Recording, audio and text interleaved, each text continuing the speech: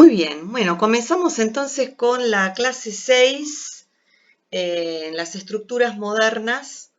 Esta clase solamente vamos a ver América del Norte porque estamos hablando de un territorio muy grande, estamos hablando de la mayor parte del territorio de América del Norte, entonces nos va a llevar una clase completa. Después tendremos una clase completa para América Central, que es toda moderna, y una clase completa para América del Sur, que también, igual que América del Norte, tiene extensiones de territorio modernas, muy amplias. Cuando hablamos de territorios modernos, hablamos de territorios cenozoicos, ¿no es así? Cenozoico significa periodo de la vida nueva, ¿no es así? El Cenozoico se divide en dos periodos, terciario y cuartario. El periodo terciario comienza hace 65 millones de años y se lo da por finalizado hace 2 millones de años con la aparición del género Homo, ¿sí? Homo habilis, Homo erectus y finalmente Homo sapiens. Si bien los primeros homínidos son anteriores. El periodo terciario comienza de la misma manera que empezó el periodo anterior, el Mesozoico, comienza con una gran extinción. Hay una extinción masiva a principios del Cenozoico entre 65 y 62 millones de años atrás. Esta extinción masiva fue muy importante, fue muy violenta. Esta extinción masiva hizo que el clima cambiara de una manera rotunda, de ser un clima mucho más cálido, mucho más húmedo, con alta presencia de dióxido de carbono, terminó siendo un clima más frío y más seco. Esto es lo que se sabe. Lo que no se sabe a ciencia cierta es por qué ocurre todo esto.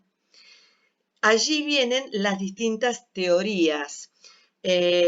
Una de las teorías siguen siendo teorías, se están intentando demostrar, es la teoría del meteorito que habría caído en la península del Yucatán, que ustedes deben haber oído hablar de esa teoría, ¿no es así?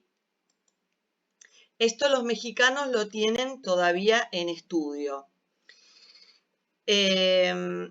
La era cenozoica, entonces decimos que comienza con un acontecimiento de gran magnitud. Las placas tectónicas se movieron siempre. En este momento se siguen moviendo. América del Sur se separa de África a razón de 3 centímetros por año. El océano Atlántico se agranda a razón de 3 centímetros por año. El continente africano está cerrando al mar Mediterráneo porque se dirige hacia el norte, es decir, las placas siempre se mueven. La enorme pregunta, la gran pregunta es por qué hace 65 millones de años las placas se movieron mucho más rápidamente. Por eso aparece la teoría del impacto del meteorito. No se sabe si fue un meteorito que habría impactado en la península del Yucatán o si habría sido una serie de meteoritos que impactaron en la Tierra y que provocaron que las placas tectónicas se movieran a mucha más velocidad. Esto todavía los mexicanos, como el meteorito habría caído en Yucatán, los mexicanos todavía lo están investigando. Y ahí ustedes en la clase 6 tienen inclusive unos videos acerca de la cuestión. ¿Cuál fue la consecuencia? La configuración actual de todos los paisajes, inclusive la actividad humana. Todos los paisajes que ustedes ven ahora son paisajes que tienen, que fueron modelados hasta hace 65 millones de años. Todos los paisajes que ustedes ven, todos los paisajes fueron reconfigurados, actualizados, para usar un término tecnológico, fueron actualizados en la era cenozoica, sobre todo por el plegamiento que se llama andino, alpino y malaico, y que se produjo porque las placas tectónicas se movieron mucho más rápidamente, sobre todo la norteamericana, la sudamericana, la africana, y la que se movió más rápido de todas fue la placa del Deccan, la placa de la India, que fue la que colisionó contra el continente asiático y provocó el ascenso del Everest. El ascenso de los Himalayas, y el punto más alto es el monte Everest. Justamente es la cordillera más alta y más extensa del mundo porque fue el choque de placas más violento. Acá en América también fue un choque de placas violento porque dio como resultado la formación del macizo plegado del oeste en América del Norte, la cordillera de los Andes en América del Sur y la formación de América Central. América del Norte se separa de Eurasia, América del Sur se separa de África y ambas se dirigen hacia el oeste, pero América del Norte se dirige hacia el oeste y hacia el sur, y América del Sur se dirige hacia el oeste y hacia el norte, con lo cual ambas placas van a chocar. El resultado de ese choque será la conformación de dos placas más pequeñas, al oeste la de Cocos, al este la Caribe, y esas dos placas más pequeñas van a formar América Central. Todos los territorios de América Central son modernos, todos son cenozoicos, todos tienen menos de 65 millones de años. Dijimos entonces que el periodo terciario se caracteriza por un cambio climático dramático, la extinción masiva de los vegetales de gran porte debido a este cambio climático. Allí se corta la cadena alimentaria, desaparecen los saurios de gran porte, es decir, desaparecen los dinosaurios. Quedan los saurios pequeños, aquellos que necesitaban menos alimento. Hoy en día los saurios de mayor tamaño que tenemos están representados por los cocodrilos, los caimanes, los lagartos, los yacaré. Esos son los saurios que quedaron, que sobrevivieron a la gran extinción. A fines del Mesozoico habían aparecido los mamíferos, que eran marsupiales, eran pequeños, eran una especie de ratoncito o musaraña que vivía de noche, porque los saurios viven de día. Al extinguirse los saurios, muy rápidamente los mamíferos se van a evolucionar y van a ocupar todos los nichos ecológicos, sobre todo en América del Norte. Todos los nichos ecológicos en tierra, aire y agua que habían ocupado los saurios, ahora lo van a ocupar los mamíferos, sobre todo en el terciario. Y los mamíferos además tendrán gran porte, serán mamíferos muy grandes, como el mamut, por ejemplo, que fue el antepasado del elefante, era mucho más grande. O el tigre colmillos de sable, que vivía en nuestra región pampeana, que era mucho más grande de lo que hoy es un puma actual. El cambio climático fue tan violento que los árboles murieron de pie. Vamos a hacer entrar a la compañera.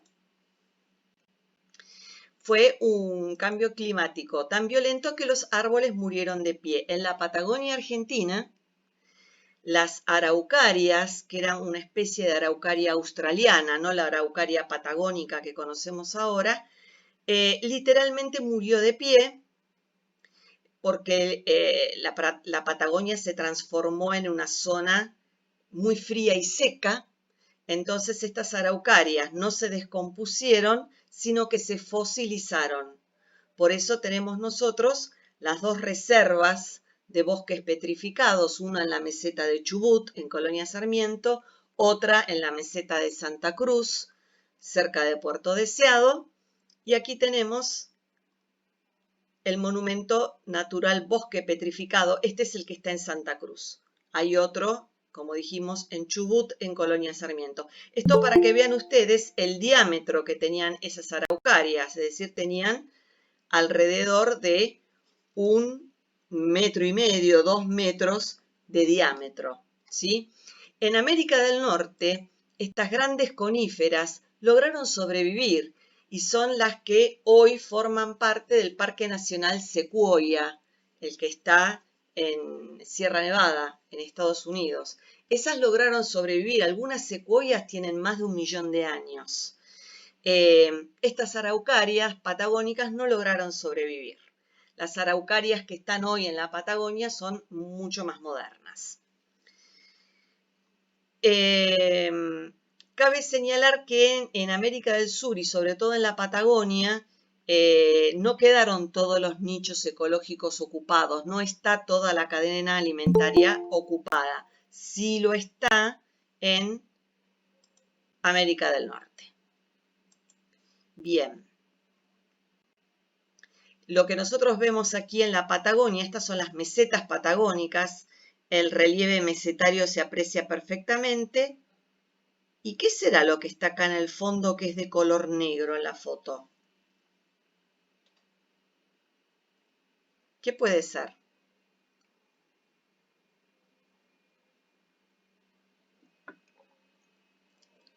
¿Nadie se anima? Es un cono volcánico. Y lo que se ve en color negro son lavas basálticas, que como no hay lluvia, o es un área semidesértica, entonces se conserva el color negro del basalto, a diferencia de Misiones, que el basalto se volvió rojo por la oxidación del clima cálido y húmedo. Bueno, ¿me escuchan? Digan por favor sí o no, porque no los estoy viendo. Sí, profe. Perfecto.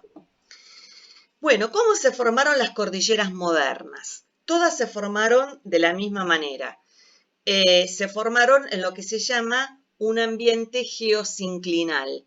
Esto es, en el caso de América, de las dos Américas del norte y del sur, en la costa del Océano Pacífico había una fosa marina, como hay ahora fosas marinas en la costa del Pacífico. La vida era tan abundante en el Mesozoico que en esas fosas que había en el Mesozoico llegaron a llenarse con 14 kilómetros, hasta 14 kilómetros de sedimentos de origen marino. Esto es, animales marinos, moluscos, lo que nosotros decimos en criollo conchilla, que a veces vemos en la orilla del mar, arenas, por supuesto. Todos esos sedimentos colmataron aproximadamente unos 14 kilómetros de espesor, de 12 a 14 kilómetros de espesor. Cuando hace 65 millones de años las placas tectónicas comienzan a moverse mucho más rápidamente, el empuje de las placas norteamericana y sudamericana contra la placa del Océano Pacífico va a provocar el plegamiento del macizo plegado del oeste y de la cordillera de los Andes. Dentro, esas montañas son montañas con restos marinos. Los Andes son montañas de yeso, básicamente. Este plegamiento va a ser esta subducción de la placa del Pacífico debajo de las placas americanas, va a provocar que haya una licuefacción, es decir, se licúen los materiales de la corteza terrestre, se forme magma, y ese magma en algunos casos salió al exterior en forma de volcanes. Aquí tenemos la foto del volcán Lanín. Cuando el magma sale al exterior, forma un volcán, y cuando el magma se solidifica en el interior, solamente los glaciares logran barrer toda la cubierta sedimentaria que está por arriba y aparece el corazón de roca que tienen los Andes, en este caso, ese corazón de roca que se solidificó por dentro se llama batolito. Este es el batolito andino que se ve en el Cerro Chaltén. Los tehuelches pensaban que era un volcán el Chaltén, por las nubecitas que siempre tiene arriba, pero no, el Chaltén, sus agujas son las agujas graníticas de ese magma que se solidificó por dentro en los Andes. El Aconcagua también tiene un corazón de granito, lo que pasa es que no está erosionado porque no sufrió la erosión glaciaria. Por la latitud está a 33 grados sur el Aconcagua, no sufrió erosión glaciaria. Entonces se lo ve como más macizo, pero adentro también tiene esta aguja granítica como la que nos muestra el Chaltén. Siempre que vemos estas agujas, que también las tiene el Catedral, que se ven en la cima del Catedral, o en Europa en el Monte Blanco, por ejemplo, nos está hablando de una erosión glaciaria. Bien.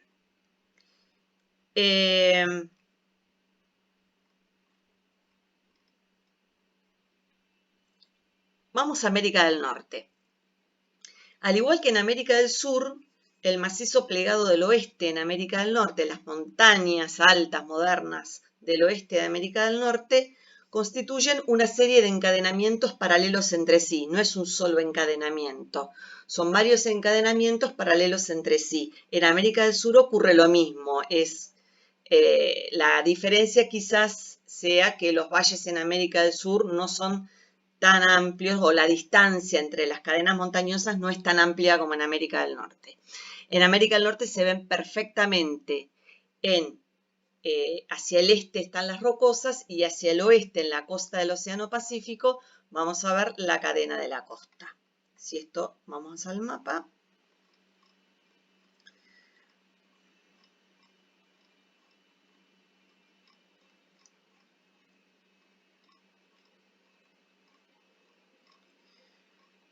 Ahora llegamos al mapa.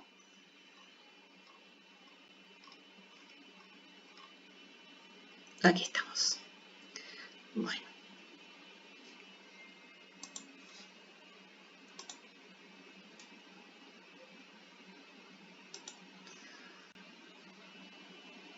Ahora vamos al mapa para que se vea.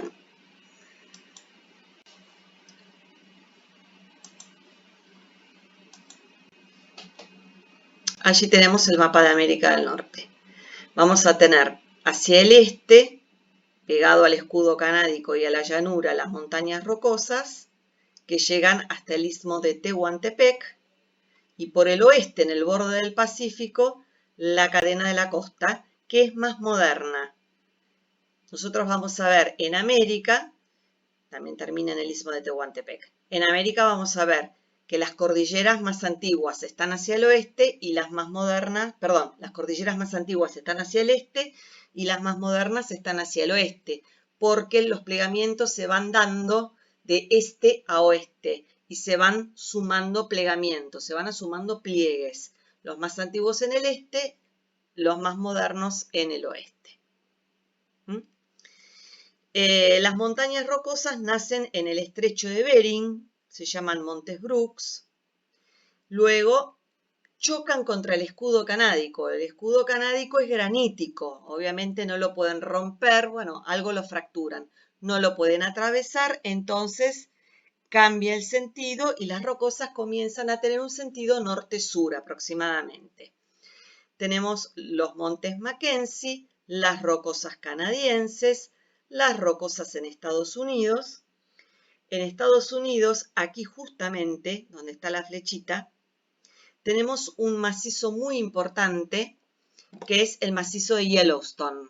Yellowstone por piedra amarilla, por azufre. Es un gigantesco macizo volcánico en actividad todavía, y tiene numerosos fenómenos postvolcánicos, por ejemplo los géiseres famosos, y que dieron origen al primer parque nacional del mundo, que es el Parque Nacional de Yellowstone, que se crea en el siglo XIX. Es un muy importante centro dispersor de aguas. Allí nace el río Missouri, que es el principal afluente del Mississippi, y también nace el río, está una de las nacientes del río Columbia, que se llama río Snake. Las rocosas continúan su viaje, se internan en México, encierran la meseta de México por el este y terminan en el istmo de Tehuantepec. Se llaman montañas rocosas o rocallosas porque en especial en Estados Unidos es muy importante la amplitud térmica, la diferencia de temperaturas entre día y noche. Eso hace que las rocas se disgreguen y se depositen a los pies de las montañas. Por ese paisaje rocoso, las montañas se llaman rocosas o rocallosas. En Canadá están erosionadas por la erosión de los glaciares y va a determinar una zona de parques nacionales, que son los más conocidos de Canadá, como el Jasper o el Parque Nacional Banff, con un paisaje de relieve glaciario muy similar al que tenemos nosotros, por ejemplo, en la provincia de Santa Cruz. A ver si nos deja. Acá están las rocosas. No nos deja. Bueno. A ver si lo tenemos aquí. Ténganme acá. Ténganme paciencia. Bueno.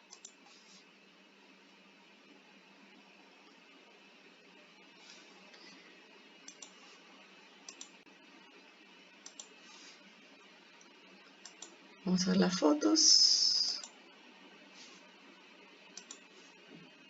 Ay. Que esto es lo que cuesta el tema de las fotos. Empezamos por las rocosas hoy porque es un poquito más fácil. A ver. No. Volvimos a lo mismo. Disculpen. ¿Aquí se ve? No. ¿Se ve la foto? No. No, profe. No, listo. Entonces es... Ahí está. Interrumpir. Presentar. Ahora sí.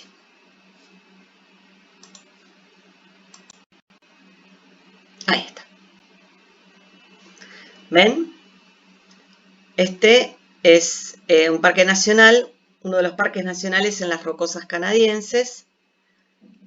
¿Se acuerdan que habíamos dicho por qué el color turquesa del agua? ¿A qué se debe? No sé si alguien estuvo en la clase anterior y se acuerda.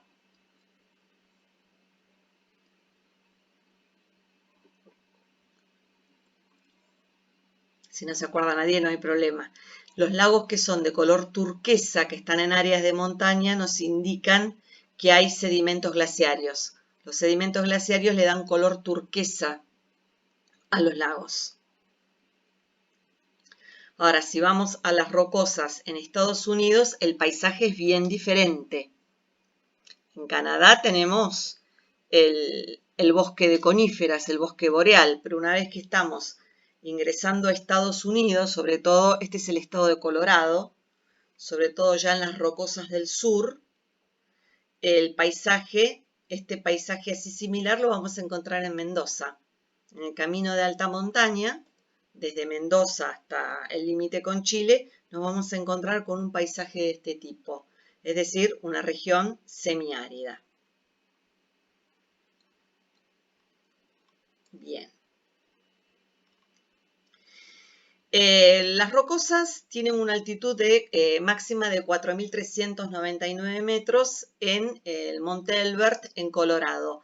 El estado de Colorado se caracteriza por tener las pistas de esquí más importantes de América del Norte. Están ahí en Colorado, la famosa pista de Aspen, está en las rocosas de los Estados Unidos, que sería comparable a las leñas en Mendoza. Son pistas similares.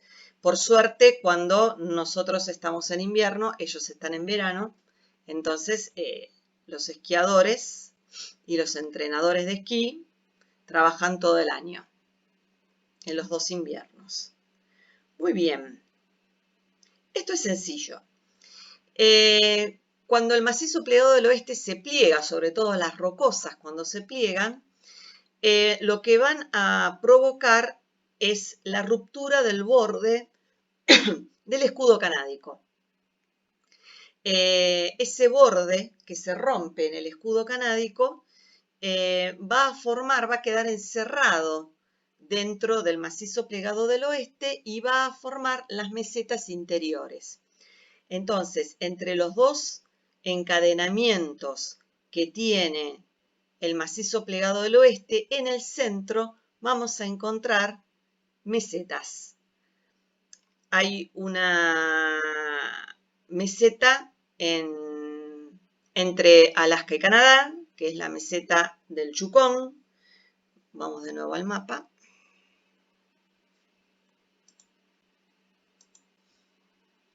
Porque en el aire no se entiende.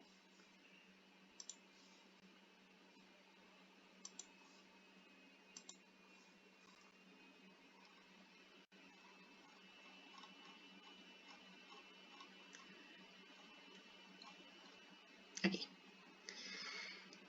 Encerrada entre las rocosas por el este y la cadena de la costa por el oeste, vamos a tener la meseta del Yukón, este río que la atraviesa y que desemboca en el estrecho de Bering es el Yukón, la meseta del Yukón, la meseta de la Columbia Británica, la meseta de las Lavas en Estados Unidos, la meseta de la Gran Cuenca, la meseta de Utah, la meseta de Colorado y finalmente el altiplano mexicano.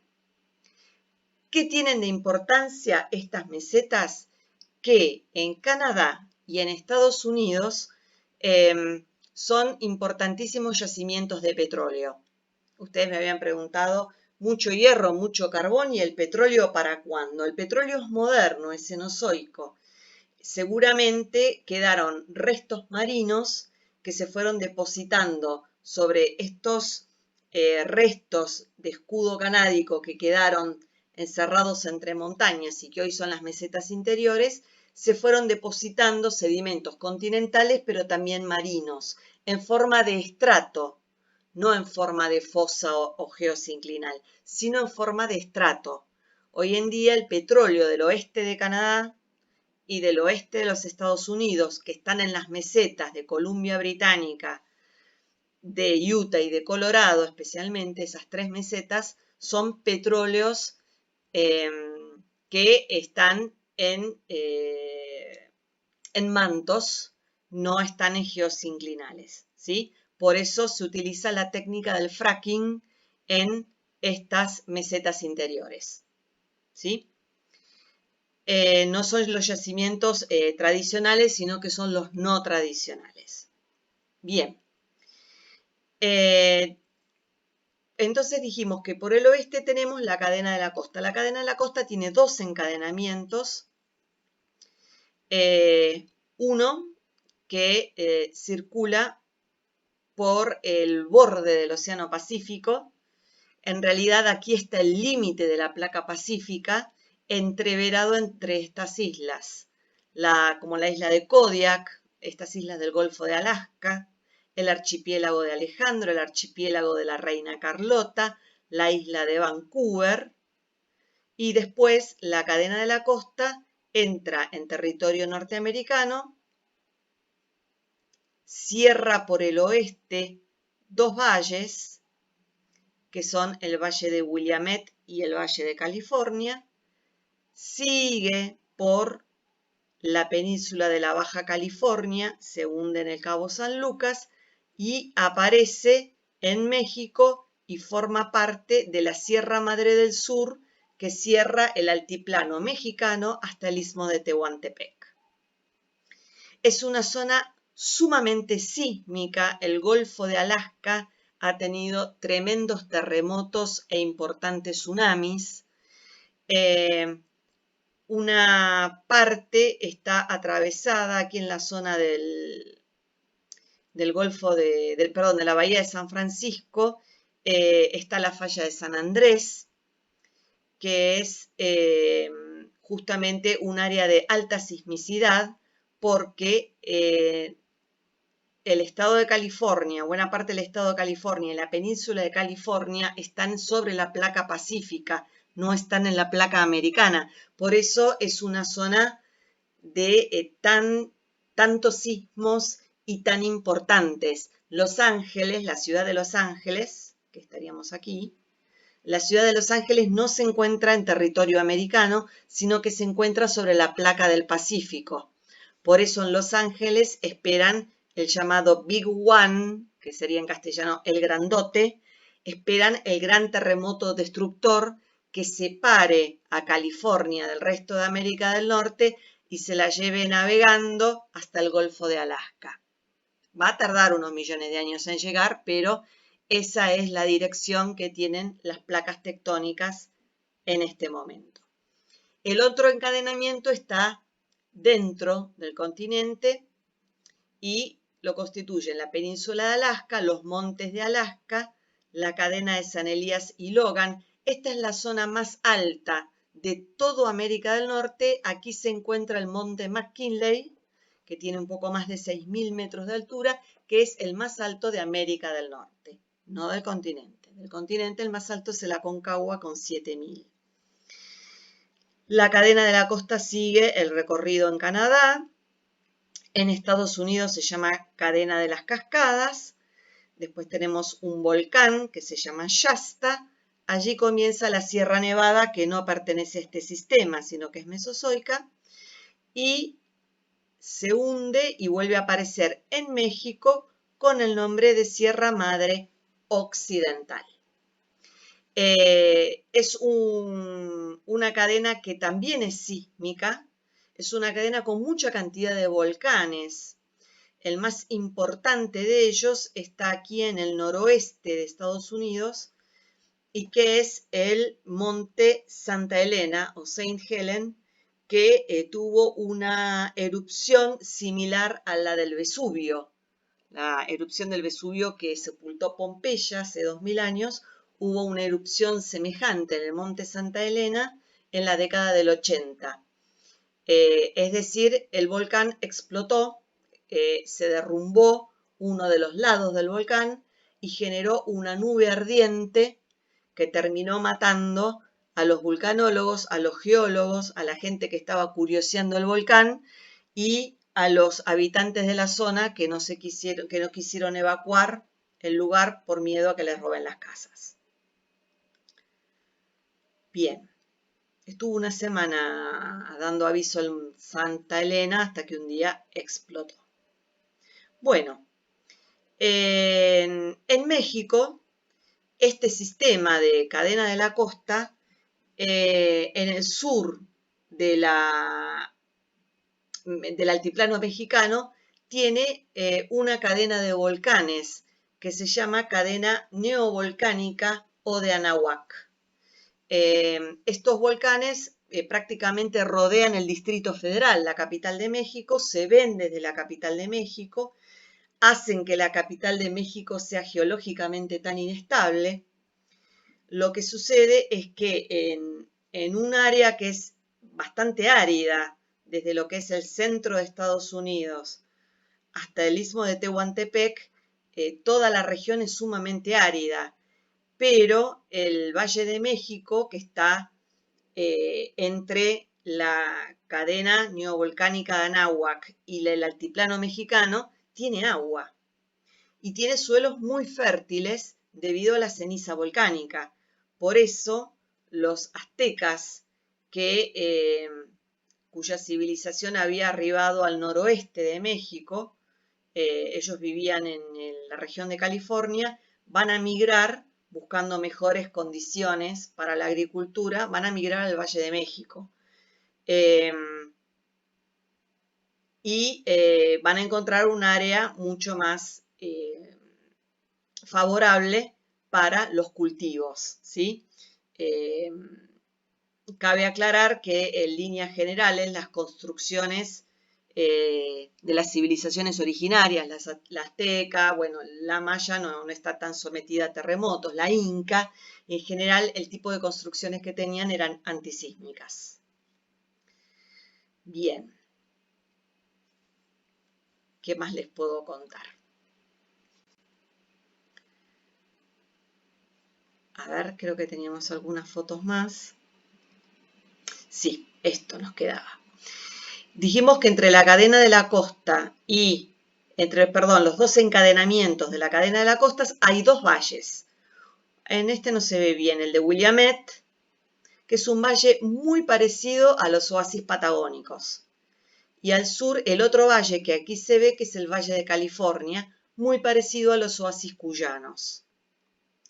Aquí tenemos las dos imágenes satelitales. Acá se ve el valle de Willamette, que ocupa básicamente el estado de Oregón, y el valle de California, que acá se ve clarito el valle, que ocupa buena parte del estado de California. El Valle de California lo dividen en dos, en el Valle de Sacramento y el Valle de San Joaquín, pero con que nos acordemos que es el Valle de California es suficiente. Aquí vemos la bahía de San Francisco, por aquí pasa la famosa falla de San Andrés. El Valle de Willamette, en Oregón, tiene la misma producción que los oasis patagónicos, es decir, fruta fina, fruta de pepita, peras, manzanas, membrillos, cerezas, frutos del bosque, etc. Mientras que el Valle de California se cultiva todo lo mismo que se cultiva en los oasis cuyanos: vid, olivo, frutas de carozo, duraznos, ciruelas, hortalizas, y ellos le agregan el cultivo de cítricos, cosa que en los oasis cuyanos no hay. Pero sí, en el Valle de California es muy importante la producción de cítricos. La mano de obra que utiliza el Valle de California es básicamente una mano de obra inmigrante mexicana. Por Tijuana atraviesa el mayor contingente migratorio de todo el continente americano, que son los mexicanos y los latinoamericanos que van a trabajar como peones golondrinas al Valle de California y que se suelen quedarse. A ver si tenemos alguna foto más. Las mesetas interiores. Este es el río Yukón atravesando la meseta del Yukón. Se ve el relieve mesetario aplanado. Si bien todas las mesetas fueron fracturadas por el plegamiento andino, todas están fracturadas. Esta es la meseta de la Gran Cuenca en el oeste de los Estados Unidos. Aquí se ve bien clara la erosión mecánica y la eólica en un paisaje que es similar a Talampaya. Esta zona de Estados Unidos semeja el cañón de Talampaya, las formaciones de Talampaya.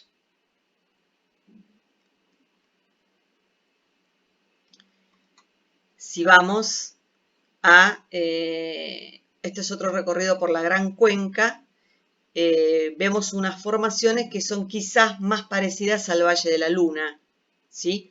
También propias de la erosión mecánica y de la erosión eólica. Este es el Gran Cañón del Colorado, que es parque nacional en Estados Unidos. Se ve perfectamente el relieve de meseta. Si entran a la página de National Geographic, tiene millones de fotos del Gran Cañón del Colorado. Esta es una. Se ve perfectamente el relieve de mesetas. Se ven las capas de sedimentos que se han depositado sobre las mesetas y se ve el río que labró la meseta, pero no fue el río solamente. Aquí hay una fractura, una falla tectónica en el fondo de la cual circulan los ríos Verde y Colorado que forman el valle del río Colorado. En esta zona de meseta no, pero ya cerca de su desembocadura en el Golfo de California, el río Colorado constituye un oasis, hay una represa. Allí el río Colorado constituye un oasis también similar a los oasis cuyanos, con una producción que es básicamente frutihortícola, no tan productora de vinos como puede ser la de California. El Valle de California compite con los oasis cuyanos en la producción mundial de vino. Esta es una toma del altiplano mexicano. Aquí ya vemos que, como está ya más cerca de la Ciudad de México, ya hay un poquito más de vegetación. Igual, la presencia de plantas espinosas nos está hablando de que hay por lo menos una estación que es muy árida, muy seca. Este es uno de los volcanes que está cercanos a la Ciudad de México, que es el Popo, como le dicen ellos, o Popocatépetl, que es en lengua náhuatl, montaña que humea. Y aquí tenemos en la cercanía, en el Valle de México, en las cercanías del Distrito Federal, hace 50-60 kilómetros, las ruinas de Teotihuacán, las ruinas precolombinas de México. Bueno, aquí tenemos después el recorrido por México. Bueno, ¿qué pasó en el Cuartario? El Cuartario se caracteriza por, comienza hace unos 2 millones de años, se lo da por comenzado cuando aparece el género Homo.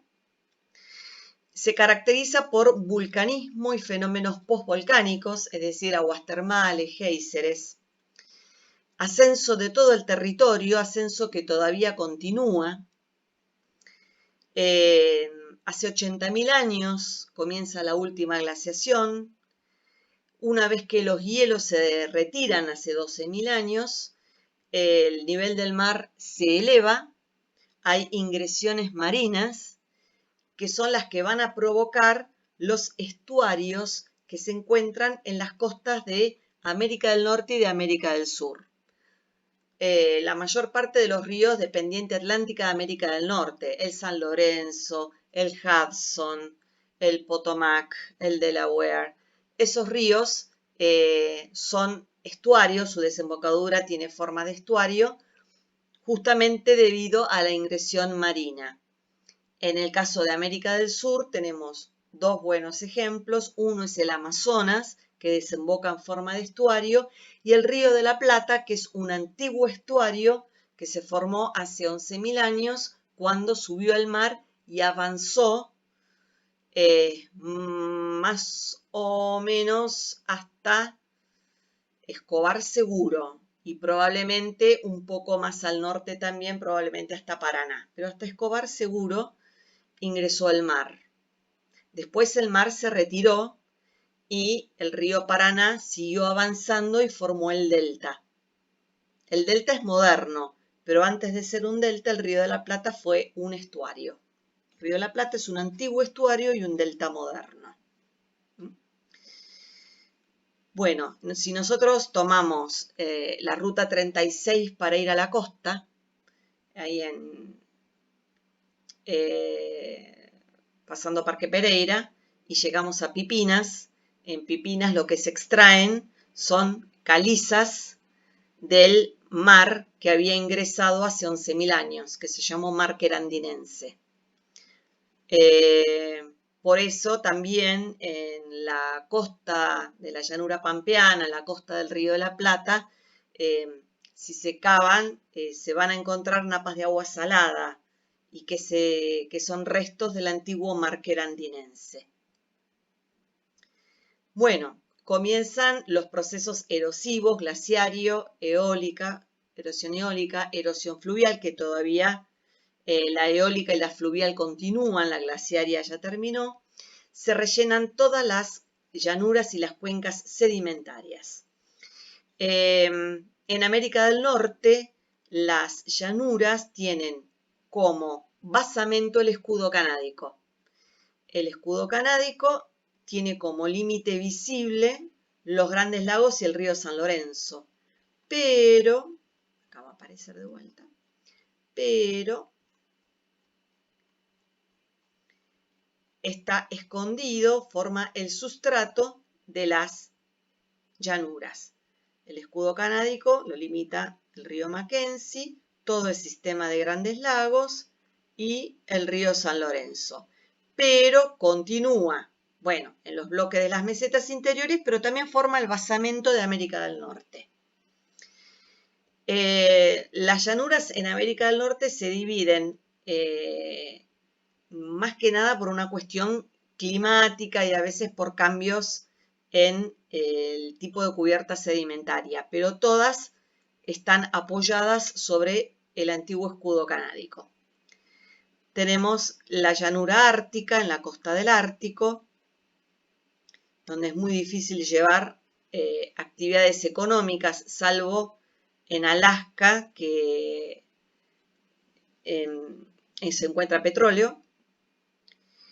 Después, la otra llanura importante es lo que se llama la pradera norteamericana, nace en Canadá y llega hasta los 40 grados sur. ¿Por qué se llama pradera? Porque sufrió también la erosión glaciaria y se evidencian distintas colinas. En la pradera norteamericana sí se explota económicamente, hay una parte que está en Canadá, otra parte que está en Estados Unidos, y es el lugar donde se cultiva trigo. Ellos lo llaman cinturón triguero o wheat belt. En los Grandes Lagos, la parte de la llanura que está cercana a los Grandes Lagos, es el cinturón lechero de América del Norte. Esta es zona de ganadería lechera. Ellos le llaman el Dairy Belt. A partir de los 40 grados a partir de los 40 grados norte, tenemos la llanura del Mississippi, que es una llanura muy parecida a la chacopampeana. El río Mississippi es muy parecido al Paraná y se dan los mismos cultivos. En el norte trigo, pero básicamente lo que más se va a cultivar es maíz, es soja, y ellos alternan el cultivo de maíz y de soja con la cría de ganado porcino, chanchitos.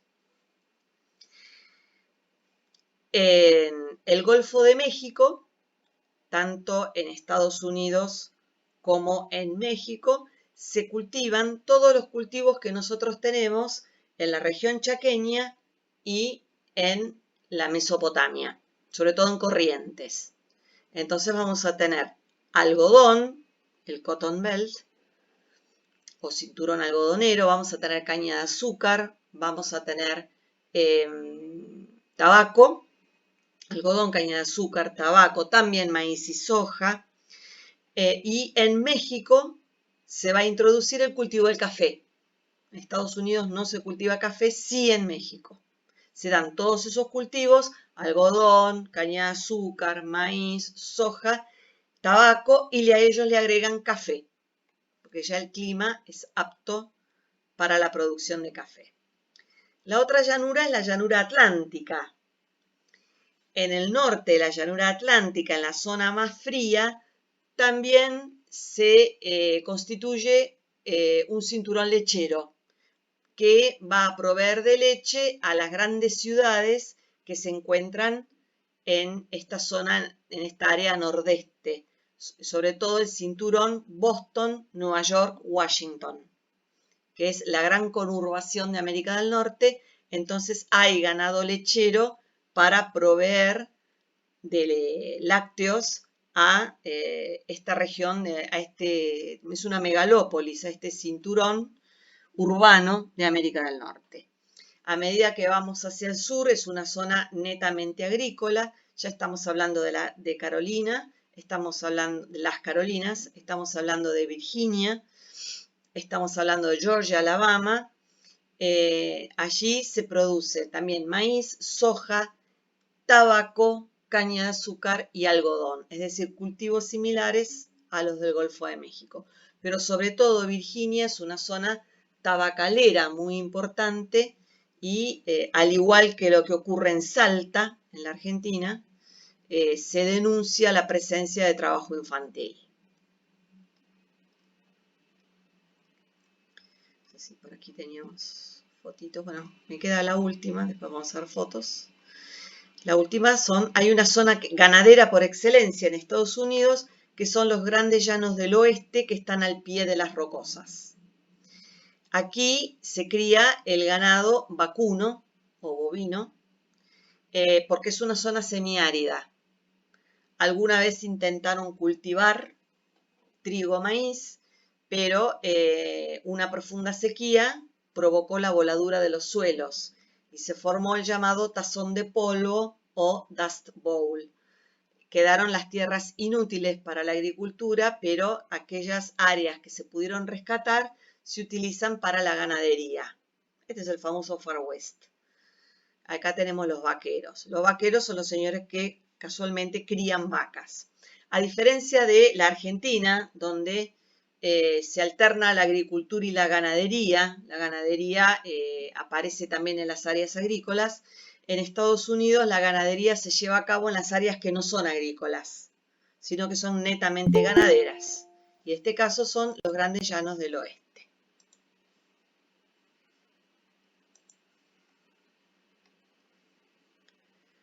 Bueno, a ver si tenemos más fotitos.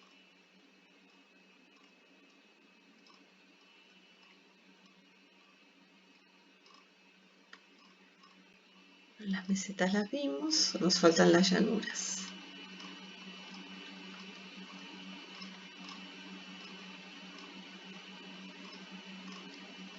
Bueno, esta es la pradera canadiense, ¿sí? Siempre vamos a divisar una llanura que es ondulada. Las ondulaciones son morenas o morrenas glaciarias, son sedimentos glaciarios.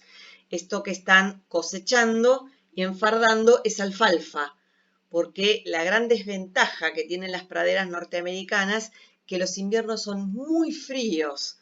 Son inviernos donde las temperaturas alcanzan los 12, 14, 15, 16, 17 y más también grados bajo cero. Es decir, son temperaturas muy bajas en invierno.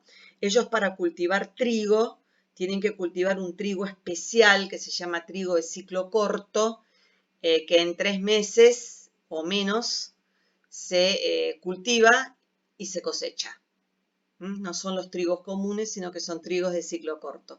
Y aquí tienen que enfardar alfalfa para darle de comer a los animales, que también se crían algunos, o para el ganado lechero durante el invierno, porque en el invierno en Estados Unidos las vacas no pueden salir a pastar porque están los campos cubiertos de nieve, a diferencia de la Argentina. En Argentina hay pasturas libres de nieve todo el año, en Estados Unidos no es así. Con lo cual nuestra carne está en este momento compitiendo para ser carne orgánica, es decir, criada a pasto todo el año. Esta es la llanura central norteamericana, esto es Kansas, cuenca del Mississippi. Vemos qué parecido que es a cualquier campo en la provincia de Buenos Aires. Un relieve muy similar y un tipo, no son los mismos pastos, pero es un tipo de pastura similar también. Si vamos al Golfo de México, vamos a encontrar un área similar a lo que es la Mesopotamia en la Argentina. Esto podría ser el delta del Paraná, podría ser los esteros de Liberá. Y finalmente la llanura atlántica, que es la que, donde en el sur de la misma, sobre todo en el estado de Carolina, en Kentucky, en Virginia, se cultiva tabaco. Esto es Greenville, esto es Carolina del Norte.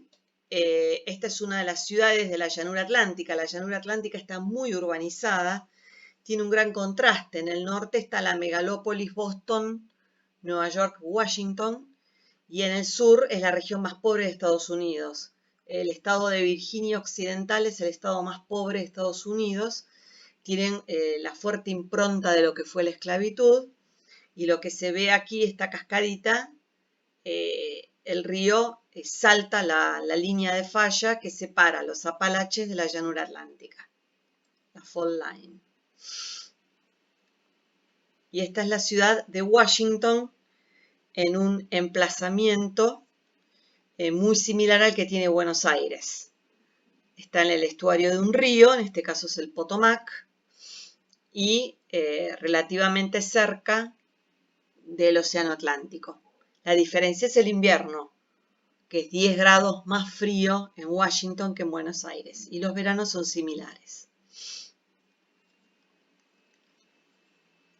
Y aquí tenemos a Nueva York, que ocupa el estuario del río Hudson.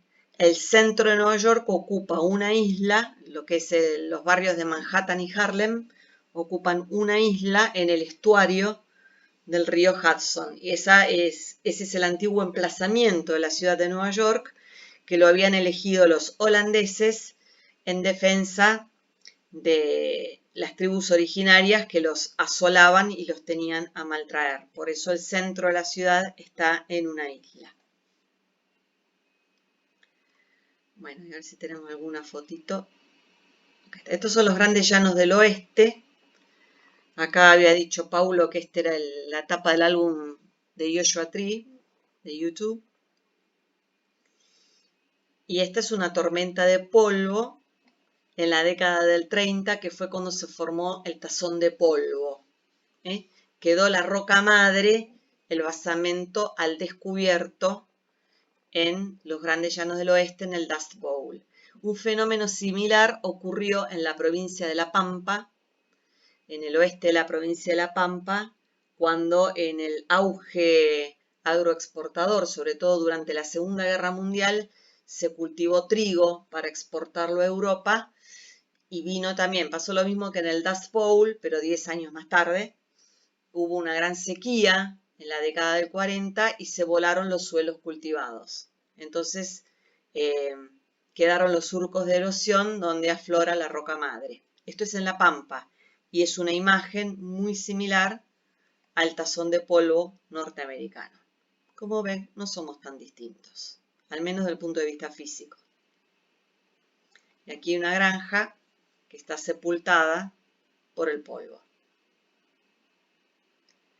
Bueno, y finalmente quedan, aquí tenemos los yacimientos de petróleo. Esta es la meseta de la Columbia Británica en Canadá. Y después se continúa en Estados Unidos, en las mesetas de Utah y Colorado, el petróleo de esquistos, que se extrae por medio de la técnica del fracking. Son yacimientos muy importantes. En el Golfo de México también hay yacimientos de petróleo en todo el Golfo de México, tanto del lado de Estados Unidos como del lado de México, pero son yacimientos convencionales. Es el petróleo que está en un pozo y se extraen tanto en el continente, por ejemplo en Texas o en Luisiana, como offshore, con plataformas de extracción de petróleo. En México se encuentran en Tampico y Veracruz, y en Estados Unidos básicamente se encuentra en el estado de Texas. Bueno, justamente los Bush, que son tejanos, tienen una empresa petrolera, digamos. La reman con una empresa petrolera. Bueno, y aquí tenemos en México los yacimientos del Golfo de México y el sector de producción offshore en el Golfo de México. Bueno.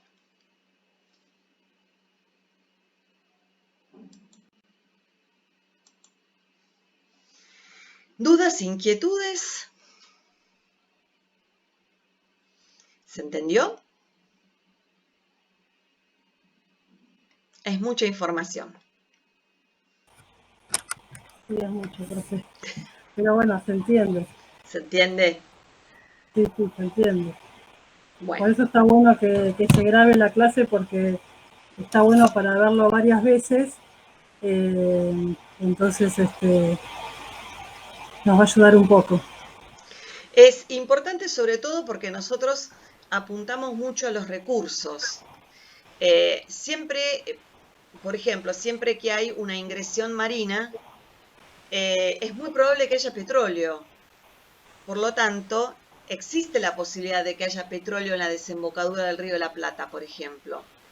Por algo, cuando ustedes vieron límites con Uruguay, vieron lo que tardó recién en la década del 70, hace menos de 50 años que se terminó de fijar el límite con Uruguay. Y esto, esa línea que está en el fondo del río de la Plata, es el límite del lecho y del subsuelo y se continúa en el Atlántico. Esto es porque se sospecha, están dadas todas las condiciones para que en la desembocadura del río de la Plata haya petróleo. es una posibilidad.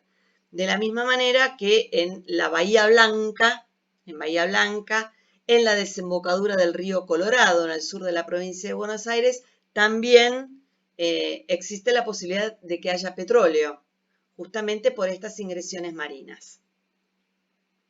Es cuestión de empezar a explorar. Bueno.